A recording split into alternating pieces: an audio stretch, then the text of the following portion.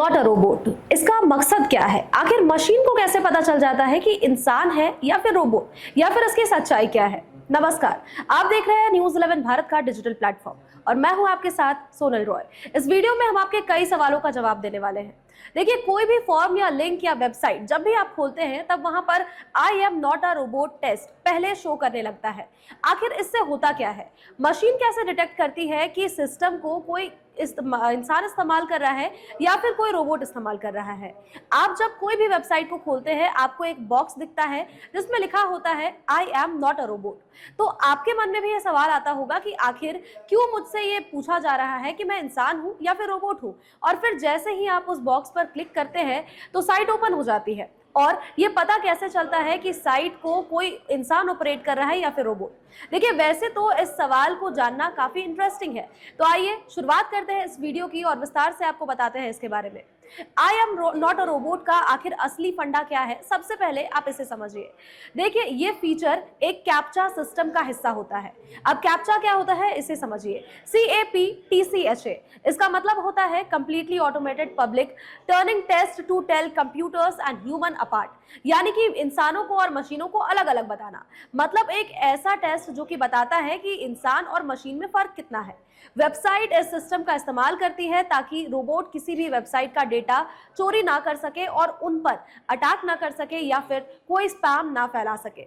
अब आप सोचते होंगे कि आपने केवल एक क्लिक किया, हालांकि असलियत में कंप्यूटर सिस्टम बहुत पहले से आपकी हरकतों को नोटिस करती हुई नजर आती है।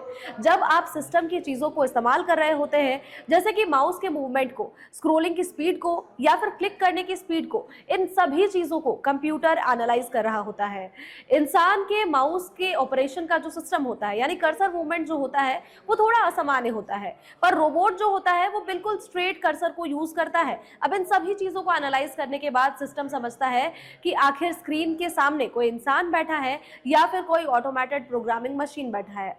आई एम नॉट अ रोबोट पर जब आप क्लिक करते हैं तो सिस्टम आपके डिवाइस की जानकारी चेक करती है और इसे एक ब्राउजर फिंगरप्रिंट के तौर पर भी कहा जा सकता है।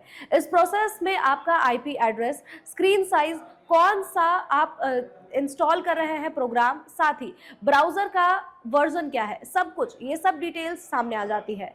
सिस्टम के हिसाब से अगर आपकी जांच अभी भी पूरी नहीं कर पाया है सिस्टम, तो वो आपको एक और टेस्ट देगा।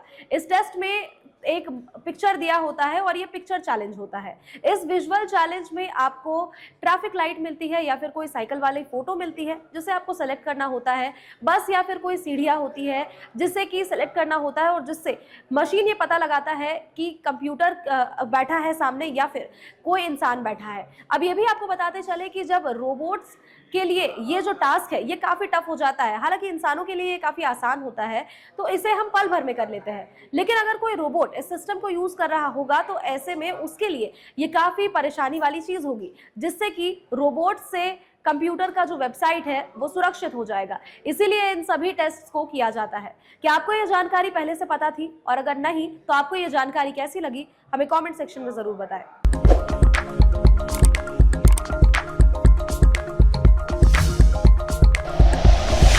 Like and share videos, subscribe करें हमारा चैनल और प्रेस करें बेल आइकॉन। न्यूज़ 11 भारत, सच है तो